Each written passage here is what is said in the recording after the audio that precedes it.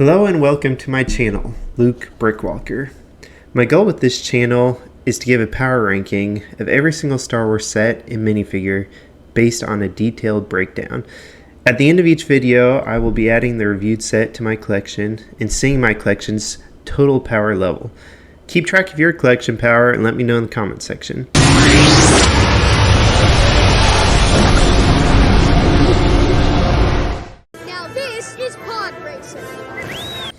So for my first video, I want to start off with the classic set from the original wave of Star Wars sets in 1999. This is set number 7141. The set has two vehicle builds in it, being the N1 Naboo Starfighter and the Naboo utility vehicle. The piece count on the box says 174 pieces, but the actual piece count of each build without the minifigures is 127 pieces for the Naboo Starfighter and 25 pieces for the utility vehicle. I gave a faction tag to every build and minifigure. The Naboo Starfighter's faction will be under the Naboo Royal Forces. I made 5 different designations for each build. That would be space, air, land, water, and structure.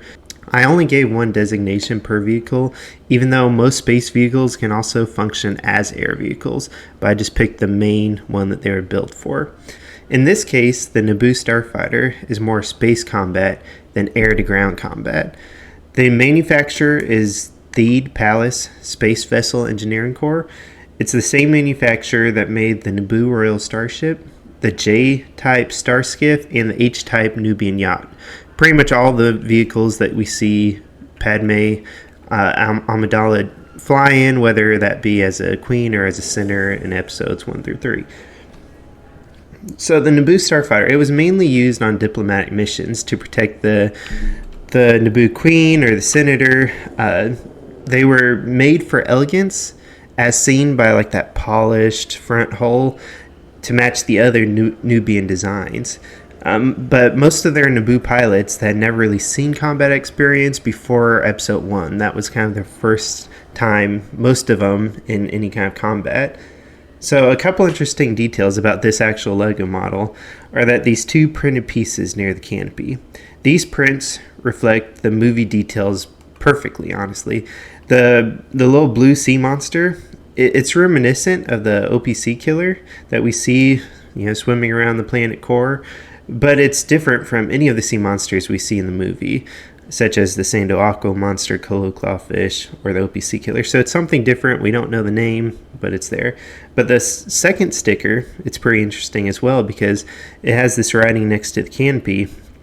It's while the translation, it's not really known what it says, but the writing style is Futhark. And it's a formal written text of the Naboo language. So we see examples of Futhark inside the canopy of the Naboo Starfighter as well. So most of all their writing on the Naboo Starfighter, whether inside or outside, is in this language Futhark. So for the vehicle builds, I grade them on 5 different categories. I have strength, defense, cargo, speed, and weapons. These categories fuse the statistics from the Lego model and the movie model together, so I take statistics from both. I wanted to determine the strength of the model based not on any movie characteristics, but on the actual Lego model. The more plastic the model has, the stronger it is, the more strength I'm going to give it. So to determine that, I weigh it. It's very simple. I just weigh the model in grams and divide that number by 10 to give me a strength rating. This model by itself, without any of the minifigures, it came out to weigh 199 grams. So if I took the 199 divided by 10, round up, gives me a strength rating of 20. For the defense category, now this one I'm looking at the in-universe vehicle, what it possesses, not the Lego model, but the in-universe. So in this case, the Naboo Starfighter is equipped with a shield generator. We clearly know this when Anakin literally says shields up, and we actually see the shield enveloping the Starfighter, followed by a reflected blaster shot from a battle droid.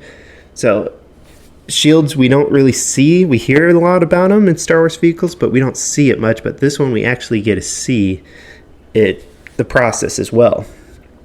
which is pretty cool. So any vehicle that is going to be equipped with shield generator, I'm going to give it a defense rating of 40. The third category is cargo. So this is based on the Lego model again. I see how much storage capability it has in terms of how many minifigures it can comfortably hold, or a minifigure size cargo. I know this can be a little vague, but you'll see what I mean when I go through different videos. In this case, pretty straightforward. This fighter can hold one pilot and one astromech. There's no other place of storage on the ship. Every cargo location that I find, in this case being 2, I give a value of 2 for each one of those. So in this case, there's 2 locations, 2 values for each. 2 times 2 gives me a cargo rating of 4. The fourth category is speed for vehicle builds. For land, air, and water vehicles, their speed will be measured in kilometers per hour. For space vehicles, their sublight speed will be measured in megalights per hour instead of kilometers per hour. For many years, sublight speed has only been measured in kilometers per hour, but now are being changed to megalights per hour, as seen by the newest Star Wars encyclopedia of starfighters and other vehicles. In canon, the Naboo Starfighter has 2 twin radial J-type engines that have a maximum sublight speed of 100 megalights per hour. In the old PC game Rogue Squadron, the Naboo Starfighter was one of the fastest ships in the game, even though it was supposed to have the same sublight speed as an X-Wing. But it was super quick and agile in the game, and it was my favorite vehicle to fly. It is equipped with a Class 1 hyperdrive, which is almost the fastest kind of hyperdrive, since the lower the class number, the faster it is. So in combining the sublight speed with the hyperdrive class, the speed rating comes out to be 52. My final rating is for weaponry. This model comes equipped with the exact weapons that the model in the movie is equipped with, which is kind of rare. Those being the 2 heavy laser cannons that are built into the model, but are represented by the green little cones as the laser fire, and a bottom-mounted proton torpedo launcher. Both of these weapons can be seen used while Anakin was inside the Trade Federation control ship, first using the heavy laser cannons on the battle droids, and then using the proton torpedo to destroy the main reactor. The combination of these 3 weapons gives a weapons rating of 88.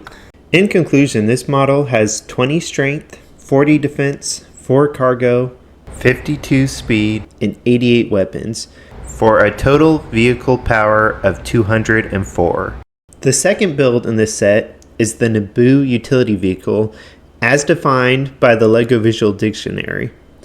This is a LEGO creation and doesn't have any canon backing or information. It was just created by LEGO for this model. The faction will be the same as the Naboo Starfighter, which is the Naboo Royal Forces, but the designation is different since it's a land vehicle. The weight of the model was 23 grams, which gave it a strength rating of 2. There's no defense, cargo, or weapons on this model, so those are all 0, but it has wheels, which indicates it can move. But being that I don't have a speed value, I gave it the lowest rating of 1 for a total vehicle power of 3. At the end of each video, I will be adding these sets to my personal collection if I own them, so that you can follow along and have a baseline to compare with. I own 1 of each of these vehicles, bringing my total collection power to 207. My current collection breakdown by faction is, being that this is my first video, it's all Naboo Royal Forces currently, but as I go on, that's going to change drastically as with my power. After every video, I will upload the ratings to my website at lukebrickwalker.com so that you have a quick and easy reference point of all my ratings, being both sets and minifigures. You can also download the BrickLink studio files of the sets that I have made. They may not be perfect, but they're a lot better than trying to convert files from the Mechabricks into Studio. Check out my other set and minifigure ratings on my channel if you enjoyed this video, and thank you for watching, and may the Force be with you.